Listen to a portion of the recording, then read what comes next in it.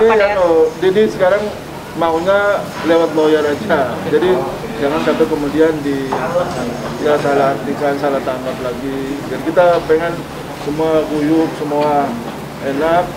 Ya, terus kemudian itu kan apa yang menjadi permasalahan saat ini kan sebetulnya berawal dari ada tanggapan dari Gus Robi sendiri soal pemindahan makam. Padahal perlu kami juga mengklarifikasi di sini bahwa soal pemindahan makam itu kan bukan keputusan Pak Dudi semata, tapi itu sudah menjadi wasiat dari almarhumah yang disampaikan kepada beliau, kepada tante-tantenya, kepada saudara-saudaranya, bahkan kepada pencipta lagu, teman-temannya.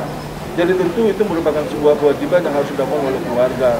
Dan karena itulah keluarga telah melakukan rapat atau musyawarah bersama dari pihak keluarga Pak Dodi maupun juga istri beliau almarhum juga telah sepakat untuk itu. Makanya beberapa waktu lalu sempat selain kami menyampaikan itu adalah atas kesepakatan dari keluarga besar almarhum maupun juga yang berasal dari Maluku. Wasiatnya kapan disampaikan, Pak? Udah lama sebelum meninggal almarhumah itu. Gimana wasiatnya? Beliau menyampaikan secara lisan dan itu kepada banyak orang. Itu cuma hanya bunyinya bahwa kurang lebih begini, kalau satu ketika saya sudah tidak ada umur, maka saya pengen agar mayat saya satu lahat dengan ibu saya. Bukan karena itu adalah poin dari apa yang disampaikan oleh almarhum. Bukan karena mimpi Pak Dodi waktu itu? Bukan semata-mata karena itu. Karena kita juga mendapat, bukan cuma hanya kita mendengar dari Pak Dodi semata, tapi juga dari yang lain, sehingga kita bisa menyimpulkan seperti itu. Kalau dari Pak Dodi aja ya kita pasti juga mempertimbangkan lah. Namun karena ini juga dari tantenya, dari teman-temannya juga, kemudian dari bahkan pencipta lagunya juga menyampaikan kepada kami bahwa itu memang betul, itu adalah sudah wasiat, pernah juga disampaikan kepada kami, ya sehingga beliau menyampaikan. Masukan dari pemuka agama didengarkan nggak, Bang? Kan ada beberapa ustadz yang berbicara juga. Setiap orang yang berpendapat kan tidak mungkin kita melarang dia berpendapat. Tapi kan kembali lagi kepada keluarga besar daripada almarhumah. Nah, ini yang juga masih harus kita pahami dan kita hargai. Kenapa dari awal, Bang? Dari awal mana? Orang belum meninggal kok kenapa mesti harus lama? Pas kejadian meninggal itu, kenapa nggak dari awal dipersatukan dia? Oh, jadi ini begini sangat krusial sekali. Keadaan waktu itu sangat kredit. Kita kalau mau menjelaskan ini juga panjang dan kayaknya ya kurang elok juga lah. Tapi yang jelas bahwa itu bukan sekonyong-konyong tiba-tiba aja datang keinginan itu, tapi memang sudah karena ada usia jauh-jauh hari, sehingga ya apalagi ditambah dengan keluarga besar juga menyikapi itu dan menyepakati bahwa benar adanya dan harus dilakukan sebagaimana wasiat dari almarhumah. Kemudian itu yang disampaikan, yang tidak ada fitnah lah, tidak ada lusa di antara kita. Kira-kira kapan Bang tuh Bang? Kira-kira kapan tuh Bang dipindahnya Bang? Kapan Bang? Belum, kalau pas waktunya yang tepat, insya Allah itu akan dilakukan.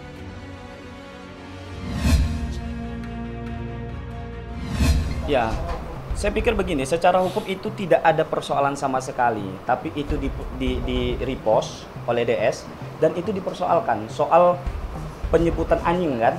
Anjing itu apa? Coba lihat deh Kamus Besar Bahasa Indonesia. Anjing itu apa? Tidak ada di dalam kamus.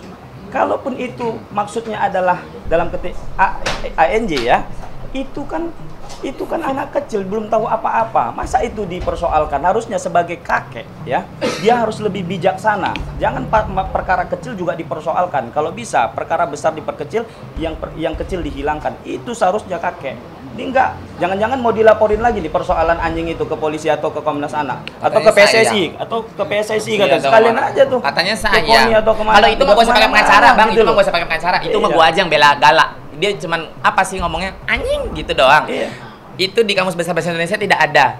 Dan kita tinggal di Indonesia, ada namanya istilah EYD, ejaan yang disempurnakan. Tidak masuk juga. Dan itu kan udah diklarifikasi juga bahwa Gala punya boneka anjing, terus dia juga tidak mungkin ngomong anjing karena masih kecil, dan Dia juga Gala suka nyanyi sama Fadli sama Puji, nyanyi bahasa Inggris apa? Singing. Jadi Gala tuh sebenarnya ngomongnya singing gitu. Kalian yang tidak tahu. Dan harus dilihat video yang utuh. Harus dilihat video fullnya seperti apa, jangan dipotong-potong. Jangan dipotong-potong. Jadi salah penafsiran karena ini. jadi beda arti, karena ada pandangan yang berbeda. Kan Betul. kanan sama kiri tidak mungkin sama, sayang.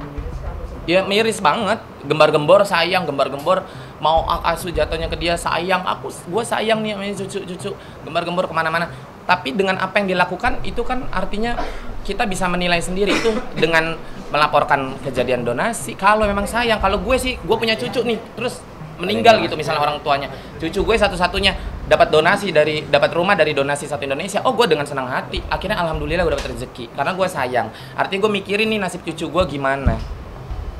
Kalau tiba-tiba rumahnya donasinya dilaporkan terus harus disita negara, ya kalian bisa nilai lah itu sayang atau tidak. Ya. Kalian bisa nilai semua itu sayang atau tidak. Itu sayang atau mau ngebunuh. Emosi. Kalau bisa menanggapi soal donasi, boleh nggak nanggapin soal donasi?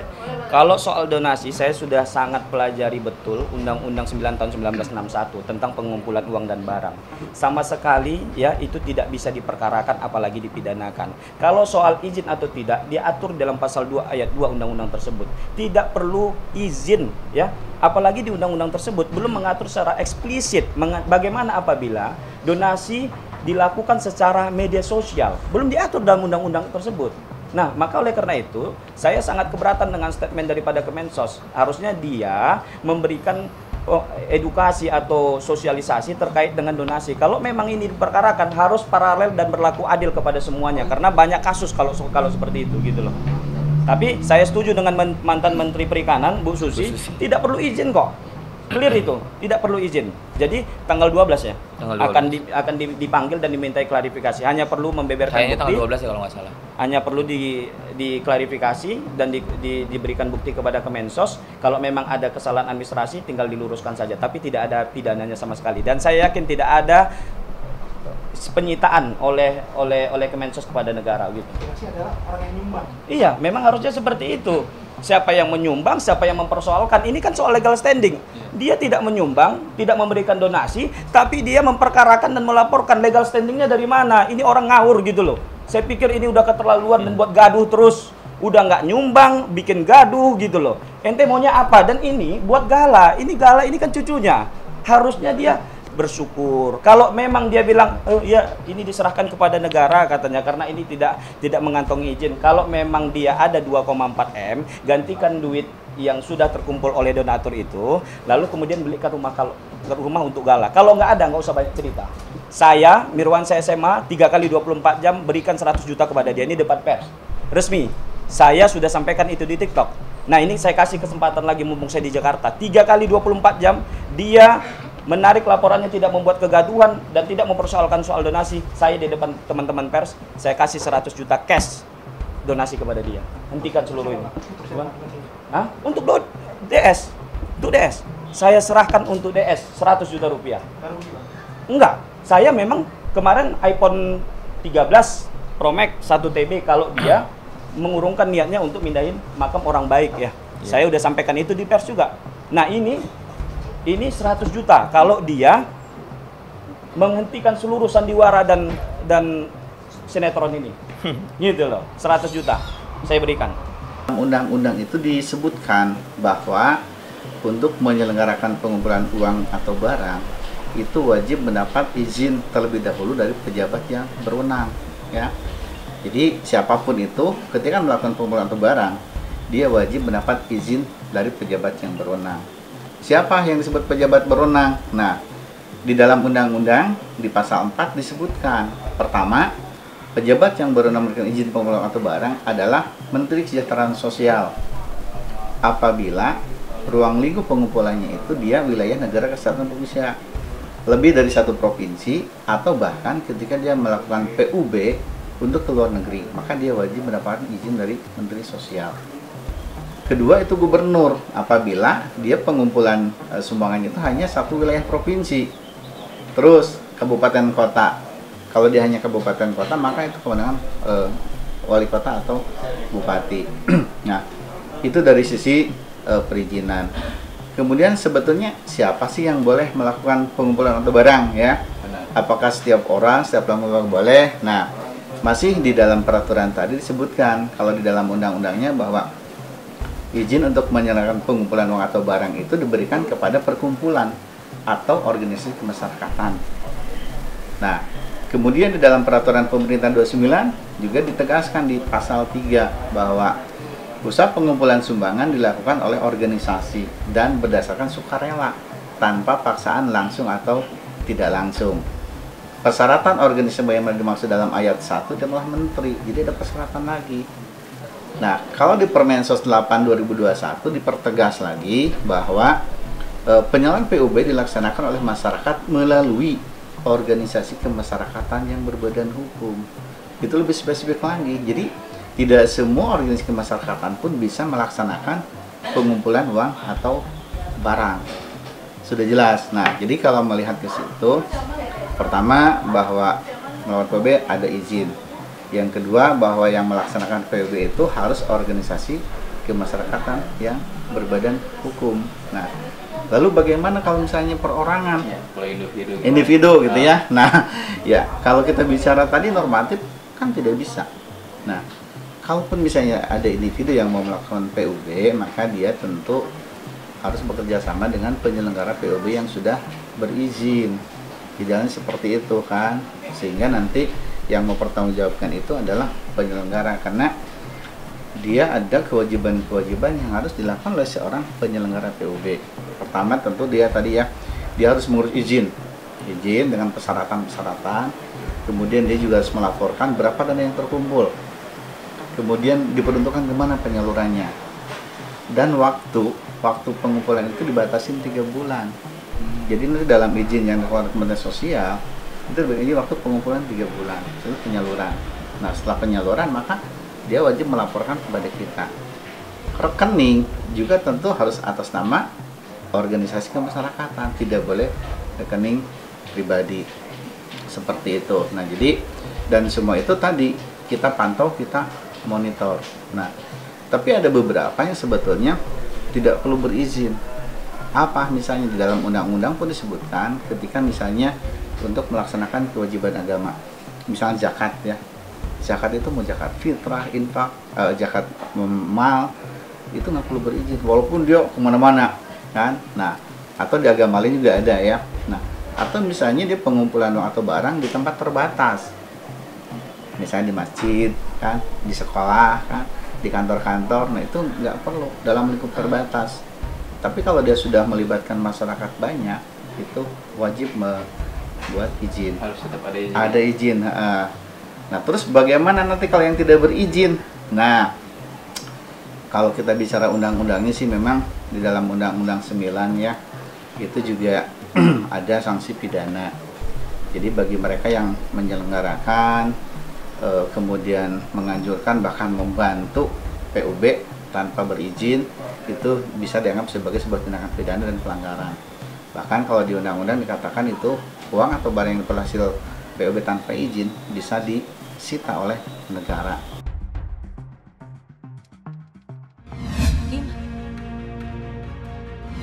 Ya, saya pikir begini, secara hukum itu tidak ada persoalan sama sekali, tapi itu di repost oleh DS dan itu dipersoalkan soal penyebutan anjing kan.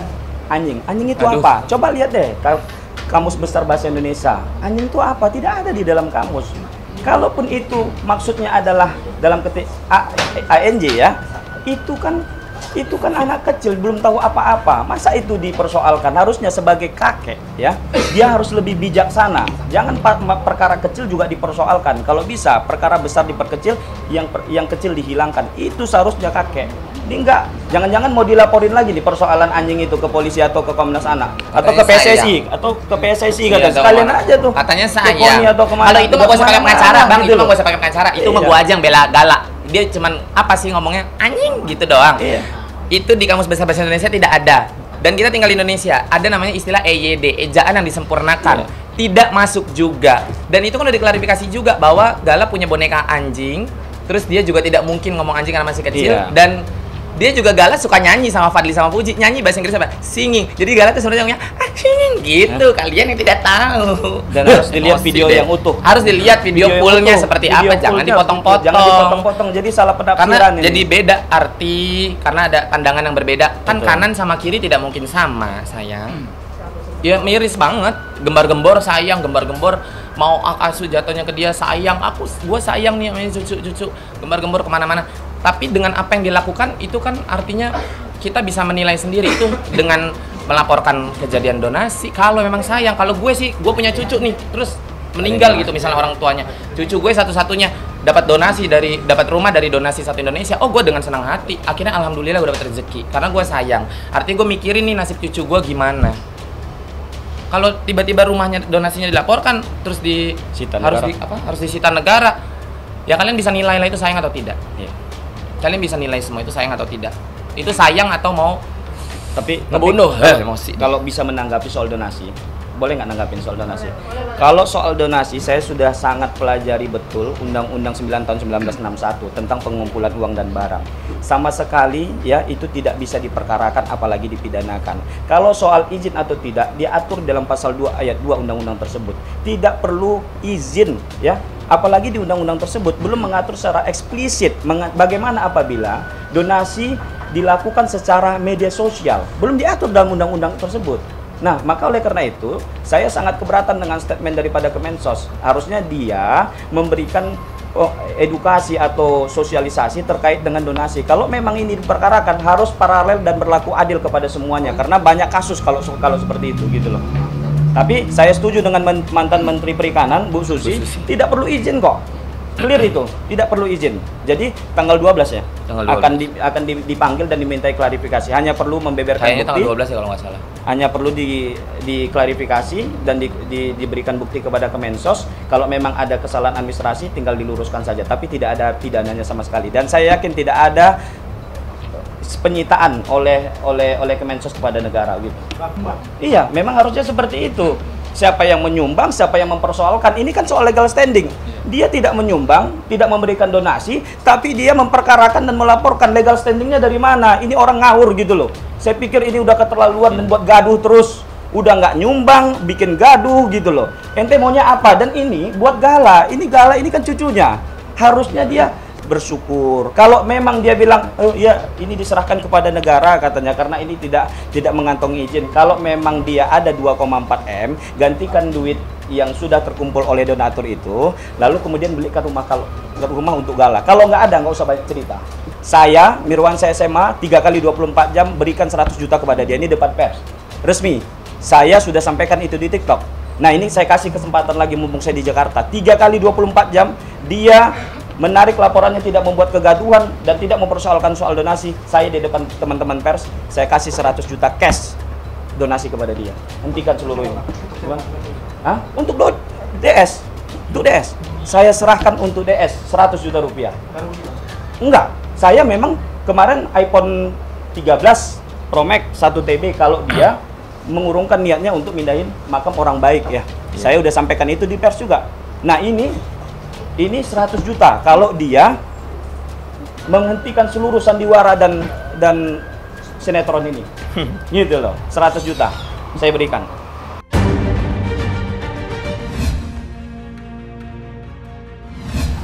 Ucapan terima kasih juga saya sampaikan kepada penasihat hukum, sahabat, pelapor, dan ibu pendamping saya dalam proses persidangan.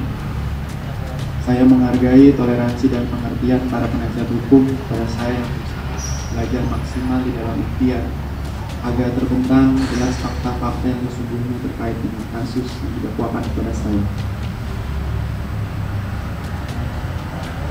Terima kasih pula saya sampaikan kepada para sahabat, baik yang hadir maupun yang tidak hadir di persidangan, yang tulus memberikan doa dan simpati serta merindukan berlakunya keadilan. Ketika Ali bin Abi Thalib ditanya tentang sahabatnya yang banyak, beliau menjawab akan menghitung jumlah sahabatnya pada saat berkenaan musibah. Terima kasih juga layak disampaikan kepada rekan-rekan wartawan yang selalu mengikuti persidangan. Pada kesempatan ini, izinkan sekali lagi saya menyampaikan permohonan maaf yang setulus-tulusnya. kepada korban dan keluarga besarnya, juga kepada keluarga besar saya sendiri, karena saya menyadari bahwa musibah kecelakaan yang terjadi pada tanggal 8 Desember 2019 adalah benar kesalahan saya. Ini telah menjadi teguran keras dari Allah Subhanahu wa Ta'ala terhadap diri saya, agar saya senantiasa sadar dan berhati-hati dalam bersikap maupun bertindak. Saya merasa sangat menyesali pada apa yang terjadi pada diri saya dan korban Laura Anna ini, sehingga membuat banyak pihak yang tersakiti dan harus menanggung akibat dari musibah kecelakaan ini, terutama korban Laura Anna ini dan keluarga serta keluarga saya sendiri tentunya. Saya yakin bahwa tidak ada seorang pun di dunia ini yang mengancam adanya kecelakaan, termasuk diri saya sendiri.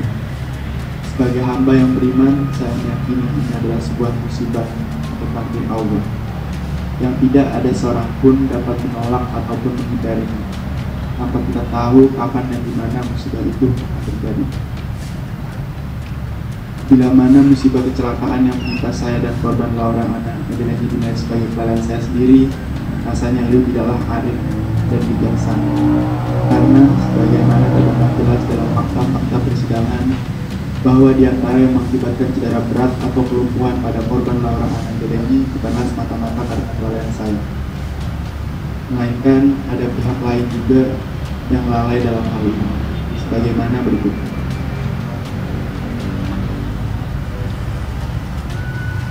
Bahwa korban Laura Anna ini pada saat terjadi musibah kecelakaan lalai dalam mengenakan sabuk pengaman atau tidak sempurna mengenakannya, sebagaimana keharusan dalam mengenakan sabuk pengaman. Korban hanya mengenakan tali bagian atas, sementara tali bagian bawah yang harusnya mengikat di perut tidak dipasang.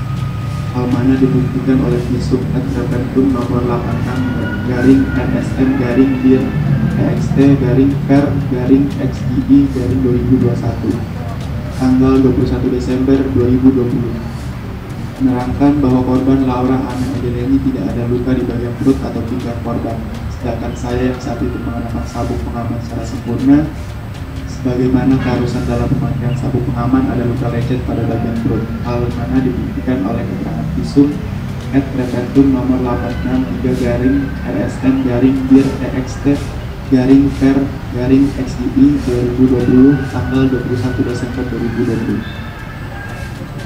Sehingga atas kelainan tersebut di atas mengakibatkan korban mengalami cedera berat, sementara saya mengenakan sabuk pengaman secara sempurna mengalami luka ringan.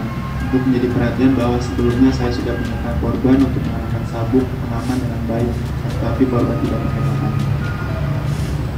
Berikut patut diduga ada kelalaian dari pihak rumah sakit yang terlambat dalam penanganan korban, di mana tindakan rumah sakit tidak mensegerakan melakukan pemeriksaan lebih serius dan menyeluruh terhadap korban emergensi.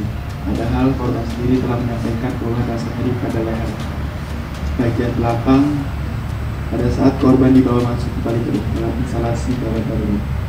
Penanganan dan tindakan rumah sakit secara serius dan terukur baru dilakukan setelah hari keempat sejak korban dibawa ke rumah sakit tersebut, yaitu dari tanggal 8 Desember 2019 sampai dengan 11 Desember 2019 dengan melakukan MRI di rumah sakit lain, karena pada saat itu rumah sakit pertama tidak mempunyai MRI.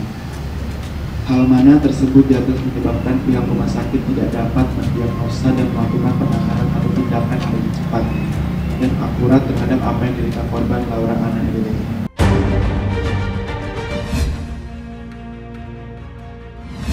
Ini karena emang waktunya mepet juga, jadi harus disempet-sempetin sih, kalau nggak mau sampai kapan kan nggak ketemu-ketemu. Jadi Glenn pengen silaturahmi ke Medan buat ketemu sama keluarga yang di Medan, makanya habis dari sini langsung ke sana. Saya ngajak sih, saya ngajak karena pas banget ada waktu libur kan beberapa hari, jadi dimanfaatin lah buat silaturahmi ke Medan. Karena saya juga udah setahun nggak pulang ke Medan kan, pas lebaran juga nggak pulang, jadi pas tahun baru ini lah balik ke Medan. Enggak langsung ke Medan yuk gitu. Depan deg-degan lu deg-degan. Cuma ya emang harus silaturahmi kan, karena emang belum pernah ketemu juga, jadi ya kenapa nggak ke Medan. gitu. Deg-degannya ya karena kan ketemu orang tuanya Randy. Ya gitu. Takutnya diterima nggak ya? Cuma kan ya kan kita coba dulu. Randy sih yang sering komunikasi, kadang berapa kali ya kalau video call suka ngobrol sih. Cuma kan kayak nggak afdol gitu kalau ngobrol dari handphone aja kan. Makanya Randy langsung ngajak ke Medan buat ketemu langsung. Pertama kali. Belum pernah ke Medan. Pengen makan durian Medan.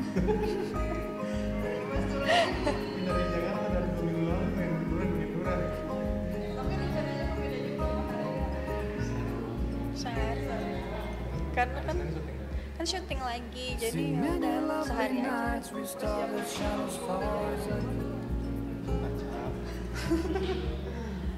Ya apa adanya aja.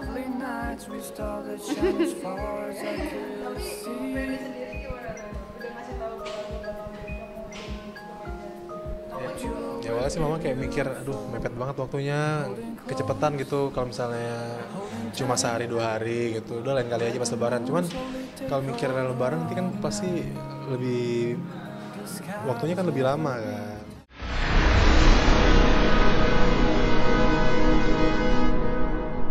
Jadi jangan lupa untuk subscribe Cumi Cumi. Ditekan ya tombol lonceng merahnya.